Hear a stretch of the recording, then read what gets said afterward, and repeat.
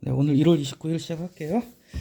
첫 번째 거 경향신문 돈 분열증 보고 그 다음에 한겨레, 그 다음 한국일보, 그 다음 마지막으로 국민일보 순서로 볼 텐데요. 제가 이제 아침에 나름 글을 고를 때 저는 솔직히 이거 뭐 제가 떠들떠들 하는 건 솔직히 되게 허접하다고 생각을 합니다. 저도 되게 창피해요 지금. 이게 뭐 관심 가져주시는 분이 극소수긴 하지만 계시기 때문에 그 못 들으시는 분들을 위해서 올리긴 하는데요. 근데 저는 제가 이렇게 설명 나름 좀 창피한데 이것도 잘한다고는 생각 못 안 해요. 진짜 저는 얕은 수준으로만 이렇게 설명을 드리는데 한 가지는 제가 그래도 제가 나름 자신 있게 말씀드린 건 제가 나름 아침에 이거 고를 때 되게 굉장히 이제 공을 많이 드립니다. 예, 진짜 몇 개 정도 골라서 이제 버릴 때는 뭘 버릴까 고민을 하고 근데 조금이라도 도움이 되는 글을 보실 수 있게 하기 위해서 근데 제 나름 이제 글을 고를 때 여러 가지 기준이 있는데 오늘 아침 같은 경우는 이게 약간 자연스러운 어떤 연관성을 생각을 하면서 글을 골랐어요. 이게 뭐 좀 억지스러운 부분이 있을지 모르겠지만요. 이 첫 번째 칼럼은 이제 보셨겠지만 이 돈의 분열증, 분열증이라고 되는데 이게 정신분열증이에요. 정신분열증이 뭐죠? 한마디로 미쳤다는 거죠. 예, 미친 자본주의 세상을 갖다가 이제 신랄하게 비판하는 글이었어요. 그리고 그 핵심은 뭐냐? 부동산과 금융이 이제 붙어버렸다는 거죠. 어쨌건 간에 우리 사회가 지금 양극화로 가고 있고 빈익빈 부익부로 가고 있고 경쟁 중심의 정말 미쳐가는 세상이다. 굉장히 지금 비관적인 이 글의 중간에 나오지만 나우토피아라는 표현이 나와요. 나우토피아는 유토피아에서 유래한 말입니다. 어쨌건 유토피아는 이제 없어요. 이제 이상향이나 낙오는 없다고 보는 거예요. 이제 좀 우울한 글입니다. 이제 글 자체가 상당히 우울한 글이에요. 근데 이 다음 글은 또 더 우울해요. 어떤 이런 결과로 인해서 아이를 안 낳는다는 거예요. 이제 미래가 점점 이제 실종되고 있고 뭔가 미래에 대한 희망이나 변화에 대한 어떤 그런 기대감이 점점 사라져가는 이 글도 굉장히 우울하게 끝나요. 이어집니다. 어떤 자본주의 극단화가 결국은 미래에 대한 우울함이나 비관으로 이어지게 된 그런 현실을 갖다 얘기를 하고 있다면 해결책까지는 아니더라도 뭔가 이런 어떤 현재 비정상적인 세상을 갖다가 바꿔볼 수 있는 혹은 그 단초가 될 수 있는 실마리가 될 수 있는 해결의 실마리가 뭘까 하는 부분에서 뒤 두 글이 어떤 가능성을 보여주는 거라는 생각이 들어요. 뭐냐면 채식하고 육식 얘기를 했잖아요. 글은 쉬우니까 금방 넘어가겠습니다. 폭력의 문제를 얘기했고요. 그 다음 속도의 문제를 얘기를 했어요. 제가 갑자기 그런 생각이 들었는데 폭력, 이거 폭력의 역자가 힘력자다 힘. 이거 힘이에요. 힘에 관한 글을 얘기한 거예요. 모두 어차피 육식은 모든 육식은 폭력을 전제로 하는 거니까 살생을 전제로 하는 거니까요. 그 다음에는 이제 속도에 대한 글이잖아요. 그러니까 힘과 속도 우리가 물리학에서 굉장히 중요한 요소가 바로 힘하고 속도라고 합니다. 그죠? 힘하고 속도에 대한 공식이 우리 지구상의 물리 법칙의 기본이라고 해요. 또 재밌는 생각을 해봤는데 힘하고 속도라는 부분에 있어서 우리가 좀 이렇게 힘에 대한 집착, 속도에 대한 집착을 버린다면은 앞 두 글에서 보여주는 어떤 이 진짜 이 진흙탕 같은 이런 살기 힘든 세상을 조금씩 바꿔나갈 수 있지 않을까 하는 조그만 희망이라는 게 우리가 지금 힘에 너무 집착하고 속도에 너무 집착하잖아요. 근데 힘하고 속도가 뭘까요? 결국 경쟁이잖아요, 경쟁. 그죠? 남들보다 힘이 더 세야 되고 남들보다 빨리 가야 되고 웃기는 얘기지만요. 공무원들이 승진에 집착하는 이유가 여러 가지가 있지만 두 가지예요. 뭘까요? 첫째는 당연히 급수가 올라가면 그만큼 더 고난이 더 생기니까 그것을 바래서 승진을 하고 싶겠죠. 뭐 과장되면 법카도 생기고. 또 한 가지 측면은 뭐냐면 내가 저놈보다는 늦게 가기 싫어 이런 거죠. 창피하니까 쪽팔리니까 내 저놈보다 빨리 어떻게 내가 쟤보다 늦게 진급을 해 이런 거 있잖아요.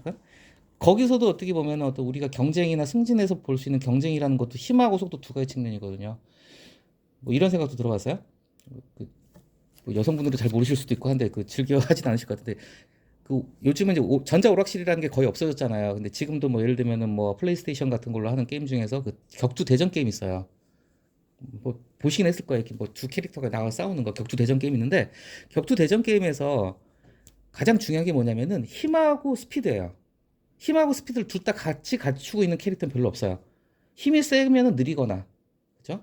속도가 빠르면 힘이 좀 약하거나 그래요. 그게 약간 일장일단인데 이게 무슨 얘기냐면 어쨌든 저는 좀 억지스럽게 두 개 얘기했지 힘하고 속도의 문제라는 생각을 해봤고 뒤에서 약간 이제 뒤에 두 글은 논술문이라기보다는 수필에 가까운 글인데 이제 그런 점에서 우리가 좀 생각해볼 여지가 있다. 지금 사회가 굉장히 극단적인 표현으로 얘기하자면은 돈이 중심인 세상 그리고 정신분열증에서 미쳐 돌아가는 돈의 자본주의 세상이라는 진단을 제가 내리는 게 아니라 사람들이 많이 내리고 있거든요. 그런 점에서 이 미래가 암울하다는 글까지 이어져오지만 그런 점에서 이 지금 세상이 이렇게 된 원인 중에 하나가 사람들이 힘과 속도에 집착을 하는 게 문제라고 본다면 힘하고 속도에 대해서 좀 얘기를 했다. 뭐 그런 생각이 얼핏 들어봅니다. 주로 이제 첫 번째 글을 볼 텐데요. 보셔서 느끼셨겠지만 첫 번째 글은 상당히 어려운 글입니다. 이거 좀 신문사 칼럼에는 그래도 좀 이렇게 학술적인 글이 아니잖아요. 이게 어쨌든 대중적인 글이거든요. 누구나 읽고 공감하고 쉽게 이해할 수 있는 글이어야 되는데 경제를 소재로 하면서도 조금 불만도 있어요. 쓸데없이 좀 어려운 표현, 현학적인 표현이 굉장히 많아요. 제가 봤을 때는 흔히 쓰지 않는 표현들, 이 쓰신 분이 교수죠? 교수님이 뭐 지가 만든 표현도 있는 것 같아요. 지가 아니야. 본인께서 만드신 그런 표현도 있는 것 같고. 그래서 이 글은 중심으로 오늘 한번 이제 봐볼 텐데요. 뭐, 그래도 내용은 다 이해하셨을 테니까. 자, 결국 돈이라는 거, 이게 정신분열증이, 앞에 정신자가 빠진 거죠. 뒤에 정신분열증이라는 단어가 나오는데요, 본문에. 미쳐 돌아가는 자본주의 세상이다. 근데 그게 본격화된 거는 돈이라는 건 옛날부터 있었죠. 부동산도 옛날부터 있었어요. 금융도 옛날부터 있었어요. 근데 문제는 부동산하고 금융이 붙어버렸다는 거예요. 서로 결탁을 했다는 거죠. 그러면서 더 심화되고 있다. 첫 번째 단락에서 그럼 돈에 대해서 얘기를 하는 거니까 당연히 이제 돈에 대해서 소개를 하겠죠. 돈이 왜 돈이죠? 돈다. 그죠? 순환이에요. 돈 기본적으로 화폐는 기본적으로 순환 돌고 돌아야 된다. 순리대로 돌아. 이게 중요한 게 순리대로예요. 순리대로. 이분께서는 이제 이 글은 경제에 대한 글이지만 상당히 이제 정치적인 색깔을 가지고 있는 글입니다. 경향신문 나와요. 순리대로 지금 세상이 돌아가는 게 돈이 순리대로 돌아가지 않는다고 보는 거죠. 이 필자는. 그래서 순리대로라는 말을 썼습니다. 순리대로 돌아야 인간을 위한 돈. 이 첫 문장이 그러니까 예사롭지 않은 문장이에요. 지금 돈이 순리대로 돌아가지 않기 때문에 지금 돈이 인간을 위한 돈이 아니라 돈이 인간을 지배해버린다는 거죠. 바로 뒤에 나오죠. 돈이 결국 주인이 돼버리는 세상. 인간은 종이 되는 세상. 자, 그 다음 단락에서 돈의 본질을 또다시 설명했죠. 돈 돌아야 된다고 그래서 유동성. 우리가 이렇게 생각하시면 될 것 같아요. 뭐 너무 다 잘 아시는 내용이겠지만요. 우리가 뭐 백화점 상품권이나 옛날에 뭐 구두 상품권이나 요즘도 있나 우리 구두 상품권이 많이 구두표, 구두 상품권이나 백화점 옛날에 신촌역 뒤쪽에 가면요. 아니 신촌역만이 아니라 보통 이제 역 근처나 그런 데 가면 구두표, 금강제어 상품권, 뭐 엘칸토 상품권 이런 거 있었단 말이에요. 설 명절 때나 이럴 때 구두표를 많이 선물했어요. 그러면 그걸 갖다가 이제 깡을 해서 바꿔요. 자, 5만 원짜리 구두표를 가지고 가면 현찰 5만 원 줄까요? 절대 안 주거든요. 4만 5천 원이냐 4만 7천 원 줄 겁니다 아마. 그게 뭐냐면은 그 3% 수수료를 띄는 거. 왜 수수료를 띄느냐, 이게 바로 돈의 유동성을 설명하는 대목입니다. 돈은 자 모든 재산에 대한 일반적 등가권이다. 구두표는 솔직히 그거하고 구두밖에 못 삽니다. 그죠? 문화상품권으로는 책 사고 뭐 영화밖에 못 보죠. 근데 화폐라는 거는 모든 걸 살 수 있다는 거죠. 모든 걸.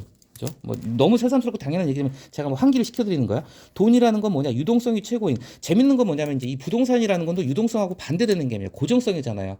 뭐 컨테이너 박스로 지은 건물도 있겠지만 보통 부동산 땅이 안 움직이잖아요. 그죠? 건물도 한번 지어놓으면 움직이기 힘들죠. 부동산 움직이지 않는다는 뜻 그대로 부동산이라는 건 어떤 고정성이 본질인 거예요. 그리고 금융에서 말하는 돈이라는 거는 돌고 도는 유동성.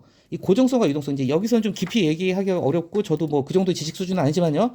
전혀 정반대되는 성격의 어떤 경제 핵심 두 축이 이제 공생 붙어버린 거예요 지금. 그죠? 네, 말이 새나갔지만 어쨌건 자 그래서 자 돈의 선순환을 갖다 둘째 단락에 얘기를 했습니다. 생산적으로 투자되면 이 여기서 말하는 생산적으로 투자되면은 무슨 뜻이냐, 생산에 투자된다 그 뜻으로 보셔도 될 것 같아요. 쉽게 해서 공장을 짓는데 뭐 이렇게 아니면은 공장을 짓게 되면은 설비도 갖춰야 되고요, 원재료도 사와야 될 것이고요, 거기서 일하는 근로자들 월급도 줘야 되겠죠. 보통 우리가 생각하는 어떤 생산 경제 쪽에서 사용이 된다면 그게 어떻게 보면 돈의 어떤 기본적인 화폐의 기본적인 1차적인 용도겠죠. 투자 용도. 생산적으로, 그러니까 생산적으로, 여기서 말하는 생산적으로 하는 게 좀 발전적으로, 긍정적으로 한 뜻도 있겠지만 말 그대로 생산에, 제품 생산에 투자가 된다면 유효한 가치를 창출하고 일자리가 생기겠죠. 그리고 일자리가 생기면 당연히 사람들이 임금소득이 생길 테고요. 그래서 이 사회가 굴러가는 거겠죠. 그래서 화폐, 자, 화폐, 자본을 가지고 공장을 차려서 생산을 하죠. 생산을 하게 되면 당연히 노동자를 고용을 해야 되니까 노동. 그래서 그 노동자들은 노동의 대가로 임금을 받죠. 그 임금을 가지고 또 물건을 사게 되고 이게 어떤 돌아가는 생산의 선순환을 통해서 생산적인 화폐 순환 또는 소득 경제 순환이 일어난다. 이게 어떻게 보면은 1차적인 돈의 흐름의 모습이겠죠. 그죠? 그런데 이제 돈이라는 거는 점점 커지는 거죠. 그리고 돈도 일을 하기가 싫은 거예요. 자, 생산적 투자 위험 부담. 이거 솔직히 위험 부담이 있는 거예요. 왜냐? 기껏 공장 지어가지고 물건을 만들었는데 안 팔리면 끝이잖아요. 코로나 때 마스크 대란이 일어나니까 마스크 공장이 양주에만 100개 생겼다고 그래요. 양주에만, 동두천에도 몇 개 생겼다고 하는데요. 다 망했죠. 한꺼번에 생기다 보니까 위험하단 말이죠. 그죠? 그 생산적 투자의 위험 부담을 갖다 기피하기 위해서 돈이라는 건 정확히 말하자면 돈을 가진 사람이겠죠. 돈을 가진 사람은 본성상 본능적으로 자산 투자로 이제 흐른다는 거죠. 결국 뭐냐? 돈 내고 돈 먹기로 한다 이거죠. 그죠? 돈이라는 게 시간이 결부되면 결국 그 이자가 되는 거잖아요, 그죠? 안전해요, 솔직히. 물론 떼일 위험은 있지만은 공장 지어가지고 공장이 폭삭 망하거나 천재지변으로 망하거나 안 팔려가지고 망할 수 있는 위험 대신에 안전한 게 뭐냐면 앉아서 그냥 돈 빌려주는 거예요. 이게 제일 편하겠죠? 그 고삐를 풀어주는 제도적 조건이 따라야 된다. 그래서 자, 이렇게 나오죠. 필요 물자의 조달. 그러니까 공장 생각하시면 돼요. 공장 짓고 이런. 자, 원래 돈이 가지고 있는 1차적인 책임이 바로 이 생산 경제를 갖다 움직이는 건데 이 필요 물자의 조달하는 책임에서 해방되어 도망가서 결국은 공장 짓고 하는 그 번거롭잖아요. 귀찮고 여기서 도망가는 거예요. 교환 가치 증식. 결국은 이 교환 가치 증식이라는 게 바로 돈에 시간이 붙어서 이자가 되는 그걸 생각하시면 될 것 같아요. 결국 그냥 돈 놓고 돈 먹게요.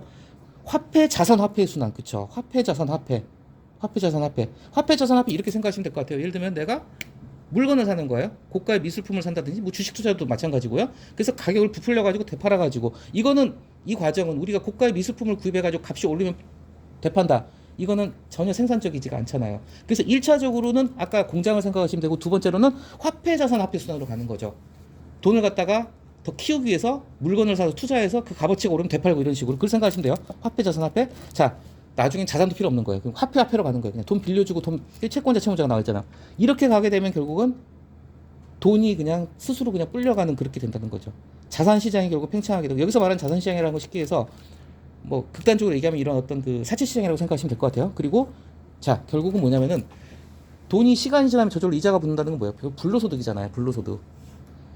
은행에 진짜 몇십억, 몇십억은 안 돼요. 한 몇백억만 넣어도요. 그냥 아무것도 안 해도 되잖아요. 그 이자만 가지고, 어휴, 남부럽지 않게 사는데 매일 골프 치러 다니고 해외여행 다니죠. 불로소득 잔치판이 벌어지는 가운데, 부가가치 생산과 민간 소비. 이 부가가치 생산이 뭐, 아까 말씀드린 공장 짓는 거예요. 민간 소비를 중심으로 하는 실질 경제. 중요한 게 이 글에서 강조하고 싶은 건 실질 경제를 강조하고 싶은 거예요. 그게 또 어떻게 보면은 경제 본연의 모습이고 이게 더 중요하다 이런 얘기를 하고 싶은 거예요. 뭔가 생산하는 경제 실질 경제 순환 쪼그라들고요. 그리고 안정적 일자리 임금소득은 옛날 이야기로 밀려난다 그 얘기를 하는 거죠.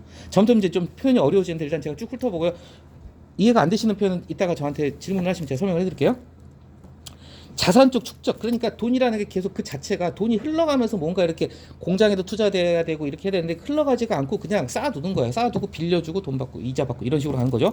자산적 축적에 특유한 거시경제 동학. 여기 동학이라는 표현을 많이 쓰는데 이걸 동력으로 이해하시면 될 것 같아요. 거시경제 동력으로 이해하셔도 될 것 같아요. 동학이라는 표현이 약간 이거 좀 생소한 표현이고 저도 정확한 뜻은 모르겠어요. 근데 어떤 동력으로 이해하시면 될 것 같아요. 거시경제 동력과 함께 자산 불평등. 그렇죠. 뒤 나오잖아요. 돈잔치판, 투자자 욕망. 이 글은 한 가지 오게티가 있어요. 워너비가 그냥 되고 싶어 한다고 워너비예요. 굳이 워너비 건물주가 되고 싶어 한다. 중원 부원한 겁니다. 그냥 건물주가 되고 싶어 한다면 끝이죠. 아니면 워너비 건물주를 꿈꾼다 이러면 되는데 워너비 되고 싶어 한다. 같은 말 반복해서 이거는 뺐어야 됩니다. 이 표현은. 워너비 건물 이로써 자, 중요한 핵심 키워드 불로소득 자본주의. 이게 바로 이 필자가 비판을 하고 싶은 오늘날의 자본주의라는 거예요. 불로소득 자본주의. 아까 제가 여기서 잠깐 말씀드릴게요. 불로소득의 대표적인 게 뭐냐면 진짜 은행에 100억 이자를 가지고 있으면요. 그거 아니면 사채를 놓거나 아니면 은행에 빌려주기만 해도 그 이자만 가지고 먹고 살잖아요. 골프 치고 백화점 다니고 해외여행 다니고 그렇게 살 수 있는데 또 이제 그거 말고 다른 방법이 있죠. 제목이 나오죠. 부동산. 그 많은 돈을 뭘 사겠어요? 빌딩 사는 거죠. 그러면은 그야말로 또 불로소득이 생기죠. 앉아서 월세만 받으면 끝이니까 관리인 한 명 놓고 자 파노라마 펼쳐지는데 이것이 이제 피케티 간단히 말씀드리겠습니다. 찾아보니까 토마 피케티라는 분이에요. 굉장히 유명한 책을 써요. 21세기 자본 이게 10년 전에 나온 책인데 경제적 불평등 어떤 지금 이 글에서 지적하고 있는 정말 물질 만능주의, 자본 만능주의, 그냥 돈으로 미쳐 돌아가는 사회 이거를 비판한 책을 쓰신 경제학자세요. 토마 피케티 굉장히 유명한 분이더라고요. 솔직히 저도 처음 들어봤습니다. 이분이 경계한 게 뭐냐?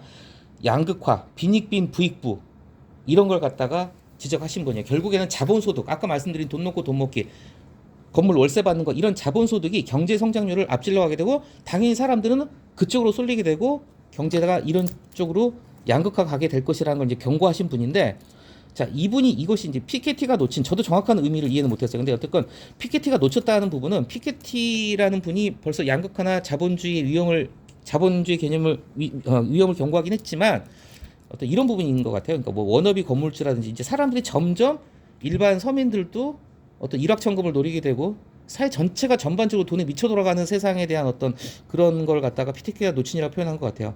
지금 현재 자본체제 모양새다. 자, 이 좋은 표현이 나왔죠. 자산경제 동전의 뒷면에 있는 것은 부채의 폭증이다. 생각을 해보세요. 이자놀이 해가지고 돈 버는 사람이 있으면 그 이자를 갖다가 피눈물 내고 내야 되는 채무자가 있을 거 아닙니까? 결국은 누군가는 돈을 벌지만 그 돈을 버는 만큼 누군가는 이자를 물어야 되니까요. 부채의 폭증이다.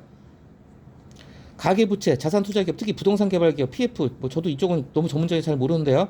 아무튼 부동산 PF 대출 뒤에서 나오겠지만 결국 부동산하고 금융이 결합되는 분야가 바로 부동산 PF 대출입니다. 그 선두를 달린다. 자, 자산 그쪽 이어가서요. 그래서 결국은 이렇게 된다는 거죠. 상당히 좀 어려운 표현들이 많습니다. 좀 어지러운데. 자, 그 다음 달라 볼게요. 자본주의라면 어디든 자, 이 돈이 미쳐 돌아가는 자본주의 세상을 갖다 뒷받침하는 게 뭘까요? 법적인 소유권 보장 체제, 민법에서 보장을 하는 거예요. 사유재산을 보호하는 거야. 사유재산을 보장을 하는 거죠. 공산주의하고 자본주의 가장 큰 차이가 있잖아요. 공산주의는 사유재산을 인정 안 하죠. 그러니까 공산주의가 망했죠. 유인이 없으니까. 아니 아무리 쇠빠지가 일하면 뭐예요? 내 주머니에 들어오기 없는데 일하겠어요? 일 안 하죠? 그래서 공산주의가 망했죠. 개인의 이기적인 동기를 갖다가 인정을 하고 그 동기로 인해서 발전해 나가고 하는 게 이제 자본주의 기본 원칙이잖아요. 그리고 자본주의가 그렇게 돌아가게 할 수 있는 거는 법적으로 사유재산을 보장하기 때문에, 소유권을 보장하기 때문에 이런 게 가능하다는 거죠. 자, 근데 이제 여기서 이제 터닝 포인트입니다. 자, 돈이라는 게 본성이 좀 자꾸 이런 표현 써서 그렇지만 정신분열증을 가진 돈이 미쳐가는 돈의 세상이지만, 자, 이걸 갖다가 상당 정도 치유될 수 있다. 공공적 제도적 이걸 갖다가 공공적인 법적인 제도적인 제한을 가하면은, 그러니까 어떤 규제를 한다면은 그걸 치유할 수 있다는 거죠. 예를 들면 세금, 부자한테 세금을 더 많이 걷는다든지 아니면은 뭐 투기나 투자에 대해서 법적인 규제를 한다든지 그런 식으로 돈이 비정상적으로 미쳐 날뛰는 것 갖다가 막을 수 있다는 얘기를 하는 겁니다. 돈 권력의 본성, 이 앞에서 계속 설명한 게 돈 권력의 본성이에요. 그 다음에 사회 공공성, 이제 공공성이 드디어 등장을 하는 겁니다. 자본주의라는 걸 갖다가 제한을 하는 것 원리 중에 하나가 공공성이거든요. 그냥 네가 돈 많이 번다고 다가 아니야. 다른 사람들도 생각해야지. 이게 공공성이잖아요. 그래서 축적 체제, 이게 자본이 쌓인다는 그 축적을 생각하시면 됩니다. 축적 체제 양상은 큰 역사적 국민성 다양성, 나라마다 다르다는 거죠. 북유럽 같은 경우 그러잖아요. 북유럽은 내가 100만 원 벌면 50만 원 세금 낸 나라잖아요. 대신에 나라에서 다 해주잖아요. 어떤 북유럽식 거의 사유주의에 가까운 복지국가 시스템을 생각하시면 될 것 같아요. 역사적 국민적 다양성을 보이죠. 자, 해방적 나우토피아. 나우토피아 간단히 얘기할게요. 나우토피아가 어떤 말이냐면은 원래 이제 유토피아란 말 하잖아요. 우리가 이상향이라고 해요. 유토피아, 이상향, 낙원이라고도 하고요. 근데 유토피아는 그 어원 자체가 어디에도 없는 장소란 뜻이래요. 유토피아, 그리스에서 한대. 그러니까 말이 이상향은 없다는 거죠. 아이러니한 표현입니다. 유토피아. 근데 이 나우토피아라는 게 뭐냐면은 인간의 노력을 통해서 지금 우리가 그 이상향을 실현할 수 있다는 어떤 희망의 믿음을 상징하는 표현입니다. 나우토피아. 그래서 우리가 하기 나름에 따라서 해방적, 돈으로부터 자본으로부터 해방된 살기 좋은 세상, 나우토피아를 만들 수도 있다. 자, 굉장히 어렵게 써놨는데 그 다음 문장은요 진짜 어려운 문장입니다. 자, 무슨 얘기냐면은 이렇게 간단하시면 돼요. 결국 돈이란 게 미쳐 날뛰는 본성을 가지고 있고 사람들은 불로소득을 추구하고 사람들의 이기심은 끊임이 없지만 하지만 결국은 정치적 정책적인 제도화를 통해서 우리가 어느 정도 통제를 할 수 있다. 이 얘기를 갖다가 너무 유식한 말로 풀어놓은 거예요.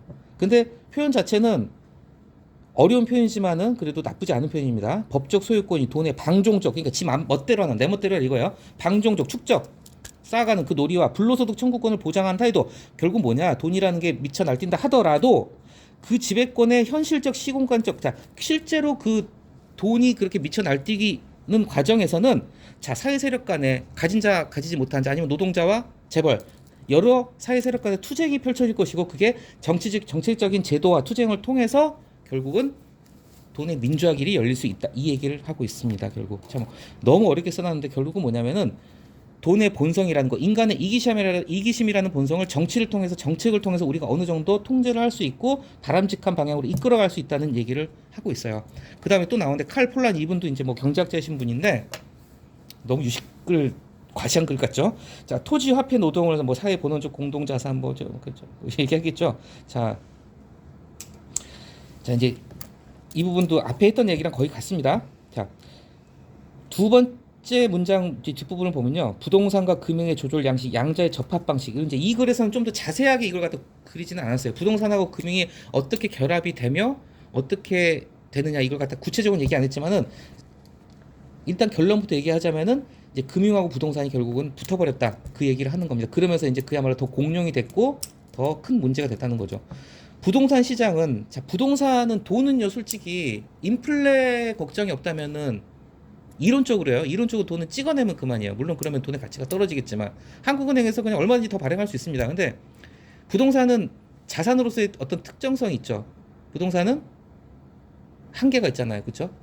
땅덩어리는 한계가 있고, 물론 간척을 해서 간섭을 해가지고 새 땅을 만들 수도 있겠지만 그런 예외적인 경우를 제한한다면 부동산은 그 자체가 한정적이에요. 한정적이고 아무나 못 가지고 그렇죠? 그렇기 때문에 그 가치가 있는 거죠. 그 자체 자산적 축적의 큰 소굴이다.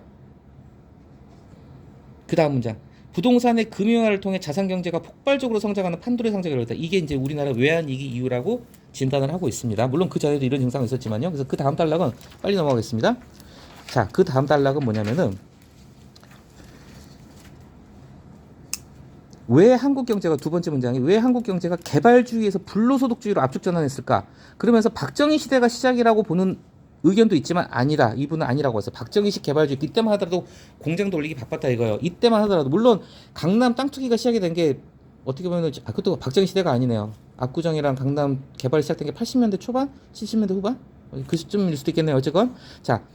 박정희 때는 물건 많이 팔아서 수출 최우선주의로 갔었잖아요. 이때만 하더라도 금융이 부동산하고 결합하는 걸 갖다가 제도적으로 많이 막아놨었다는 거예요. 근데 지금은 그게 뚫려버렸다는 거죠. 그래서 마지막에는 기승전 결국은 현 정권의 경제 정책을 비판을 하는 걸로 나가는데 바이든 정책하고 비교를 해서요. 줄푸세 정책 이거는 그냥 이거예요. 세금을 줄인다. 규제를 푼다. 그리고 법과 질서를 세운다. 이게 이제 박근혜, 이명박 두 분이 경선에서 붙었을 때 박근혜 측 캠프에서 냈던 경제 정책인데 나중에 이명박 대통령이 이겼죠. 1라운드에서 이명박이 이겨가지고 이명박 대통령이 됐잖아요. 그 다음에 박근혜가 됐고요. 이명박이 대통령 되고 나서 이 정책을 상당히 그들이 수용을 했어요. 그래서 이명박도 일단 세금 많이 깎아줬고요. 뭐 하여튼 규제 풀고 이런 쪽으로 갔습니다. 줄푸세 이거 옛날에 굉장히 익숙한 단어였어요. 그때 거의 10년 전인데 세금 줄이고 규제 풀고 법과 질서를 세운다. 그러면서 미국 바이든 정책을 얘기했고요. 근데 지금은 그게 아니다. 부자 감세하고 있다 뭐 하여튼 그런 얘기를 하면서 현 정부에 대한 비판으로 갔습니다. 상당히 글이 빡빡한 글이에요. 상당히 빡빡한 글이고 뭐 저도 솔직히 이 글을 100%다 이해한다고 장담을 못 하겠어요. 그런데 질문 있으시면 이따 해주시고요. 어쨌건 그래도 이런 글 한번 보면은 좋지 않을까. 아주 좋은 글은 아니에요. 너무 어려워요. 두 번째, 세 번째, 네 번째는 간단하게 하겠습니다. 뭐 어렵지 않은 글이니까요. 두 번째 글은 이제 어떤 저출산의 문제를 갖다 얘기를 했는데 쉽게 잘 이해하셨죠?